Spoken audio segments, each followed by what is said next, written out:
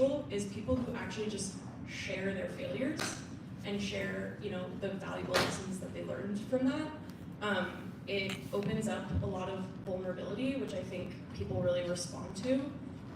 And you can, who knows, you could save someone from making a mistake that you did, like early on in your career or later on in your career.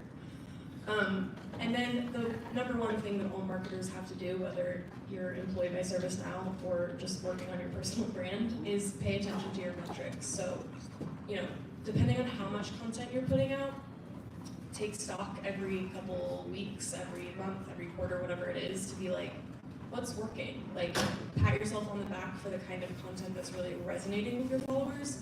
Make more of that and just focus less of your time on the stuff that doesn't seem to be doing so hot. So again, pretty basic stuff, but get brilliant at it, and pretty soon, you'll be able to just master any kind of content creation.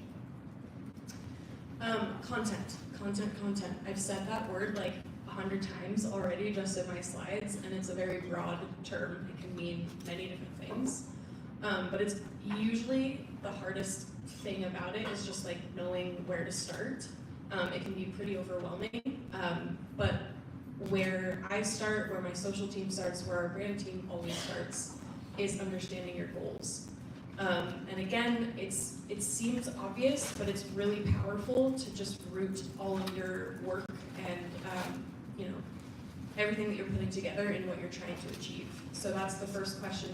I put 3 helpful questions you can ask yourself to get started. The first one is, what do I want to achieve with this content? What do I want to elicit from the people who are going to see it and hopefully engage with it? The second thing that you want to definitely think about is who you're trying to reach. Obviously, audience is key. It could be that you feel like you have a set in stone audience for most of your content because you're, a subject matter expert, you have a pretty established set of followers, but it also could be that you're looking to branch out, and when you do that, you need to think about who are these new people I'm trying to reach, and most importantly, where are they spending their time online? So like, if you're trying to reach Gen Z, probably don't use Facebook, maybe lean more towards a TikTok or I see you, Jordan, or an Instagram reel. The third question you can ask yourself is, what's my style? So don't put undue pressure on yourself to be creating high-level production video. If you're more of a text-only person, that's rad. I really love that, and I think there's a lot of powerful storytelling you can do there. So these are 3 things to sort of think about every time you're sitting down to make one piece of content or a series of content, whatever it may be. Question. Oh yeah. So talk a little bit about yes. Some of us that two languages. So I have Danish man as he had you have 2 different. Is there any specific strategy you can talk about that help me slow? Because when I talk about supposed to be, I have my normal colleagues and my sponsor. Yeah. But of course when I do That's a really good question. He asked about having sort of 2 different audiences who speak different languages or are in different geographies. I will totally take what's it called? Phone a friend? Yeah, I'll phone a friend in that we have amazing counterparts and colleagues in the regions who manage our regional social presence. That being said, we work closely with them on just overall strategy. There will of course be variations that you need to tweak to make sure that you're reaching or resonating with the audience and not coming across as tone deaf. So to answer your question, I think you kind of have to talk to yourself in that way and be and I'm sure you already do that, but just kind of be what is the central point of this that I'm trying to achieve? I'm going to make it look and sound different on this post than I am for this one. And the only other thing I would add is, especially with your brains, which are a combination of creativity and engineering brains, Yes. I think if you approach it as test and learn, you can figure it out, because the rules that LinkedIn or TikTok give us are actually not always helpful.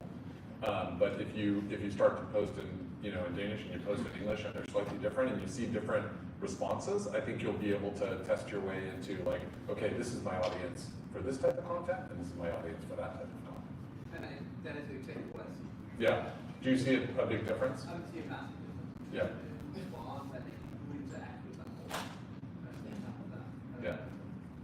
Great question. And that's a gift. Like you're here creating twofold of the same content. So thank you. I did want to just do a quick like use case or just examples of folks in the community that do an excellent job of creating their personal brands while also representing ServiceNow. I wish I had 100 slides and could feature literally every single one of you. But I totally copped out and used the two most familiar faces, maybe three of them. Lauren and Earl are lovely dev advocates, or two of them at least. They are like literal content machines. It blows me away every week seeing everything that they're posting and just how consistent and fun it is.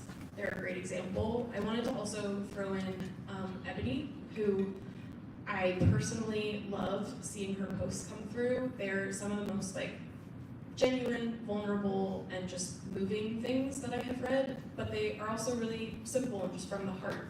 So again, back to not having to create, you know, crazy video content every time. You can really make an impact still. And then the last thing I kind of wanted to talk about is back to this like audience reaching and not spreading yourself too thin and knowing, you know, your style of content. That all comes into play when you're deciding which social channels are best for you. No way do you have to be on every single channel.